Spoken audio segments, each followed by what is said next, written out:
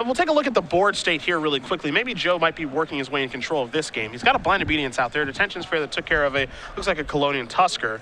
You do see the aforementioned Brush Strider on the table. Looks like a Duneblade's targeting a Boon Satyr here. We'll see how that's going to work out. Lossett at 15, Richard at 24. Lossett, number 8 on our leaderboard, traveled out here because he realizes this is a huge opportunity for him to gain some points this weekend.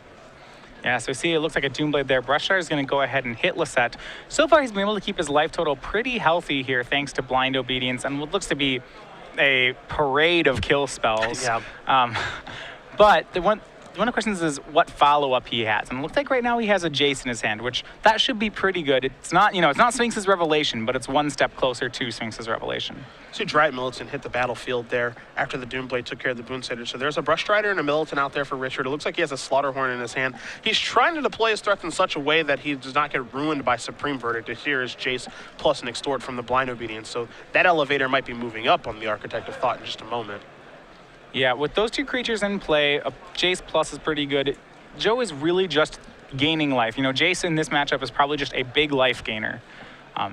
Now, of note where, this is kind of, he's playing the same strategy here that you play, against a mono red deck. The scarier part about when you play against mono green is that mono green usually can overrun life gain if you give it enough time, whereas mono red is just very cold, something like life gain. Yeah. Joe does eventually have to sweep these creatures. Robert will deal progressively more damage. One of the things I actually like about this mono green deck is that, when you're playing against Esper with an aggressive deck, you're kind of cold to whatever 4-mana card they play. Take mono red, for example. Verdict or Jace is a nightmare for them. Whereas in this situation, and I think for this deck in general, you don't care about Jace a ton. It kind of plays the role of a Fog, but we're playing 4 mana for a Fog, so that doesn't really matter. And so what he's able to do now is he's able to come in with the Brush Strider and the Boon Satyr, deal 5 to that, come across for 1 with the Militant because of the Jace trigger, and it was like, okay, nice Jace. Take care of that, play a Mutavault, pass the turn back. I'm in a great situation.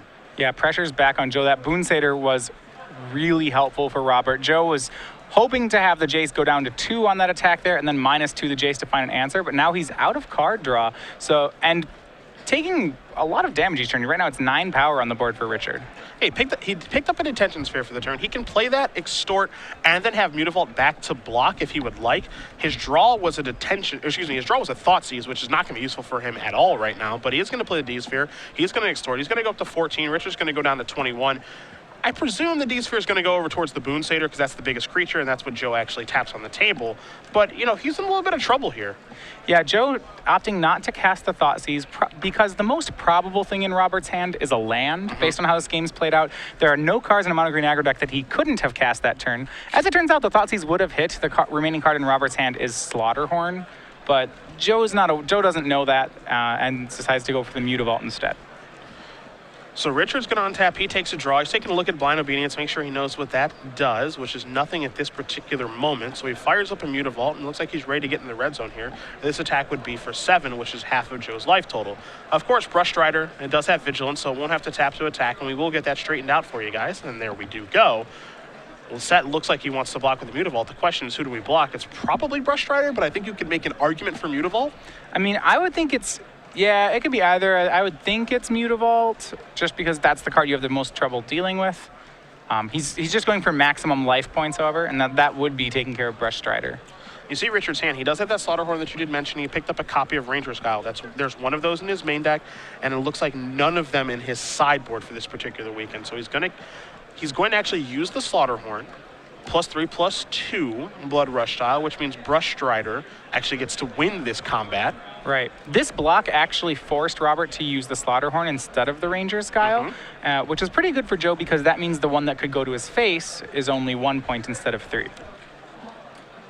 Right now, Lossett is desperately looking for a Supreme Verdict because he's under the gun here. Even a card like Elspeth would be pretty nice, assuming that he does have a 6th land. Those are game winners against this mono green aggro deck, but it doesn't look like he has either of those right now. Yeah.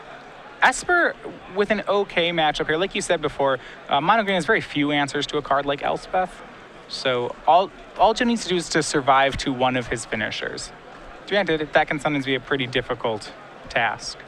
Just has to pass the turn back. Doesn't even play a land as Richard will take a draw. Looks like he drew another copy of Slaughterhorn. It's an attack for 3, 4, 5, 6, 7. It could be lethal this go around, and with Ranger's Guile as backup, I would guess he'd go for it this turn because of the Ranger's Guile. Be a little surprised if he didn't. It would take 2 kill spells from Joe to not die on this turn. He looks like he's moving in. I think he's just deciding which one do I want to target. And it looks like Dryden Middleton is the choice. That's, I think, the weakest of the threats out there.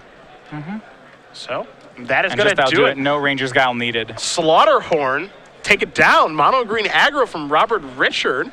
2-0, defeats Joe Lossett, and Esper Control picks up his first loss. But mono green aggro, you know, we talk about the hyper-aggressive decks in the format, and this round actually kind of displays both of those. You see Tom Ross win with his red-green aggro deck, and now Robert Richard with the very linear mono-green aggro deck getting the job done. Yeah, mono green aggro has been pretty decent so far in the format. I think what it preys on is these other aggressive decks like mono black aggro, certainly decks like mono red even. It's going to be great against any of those just because its creatures are all bigger. And that said, it occupies about the same spot in the metagame as them. It's pretty, you know, it's aggressive enough to be good against mono black sometimes. It has a game plan against Esper.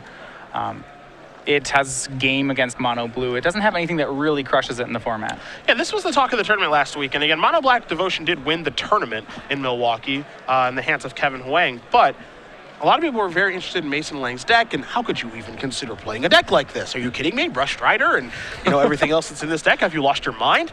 But again, he won 9 rounds, and you could argue that, hey, if he's able to keep 7 on the play for game number 3 against Kevin Huang in the quarterfinals, maybe that tournament has a different result. Don't know, obviously. We know how it ended up playing out. But we saw exactly what happened in this matchup, which looks like it's pretty much in Richard's favor.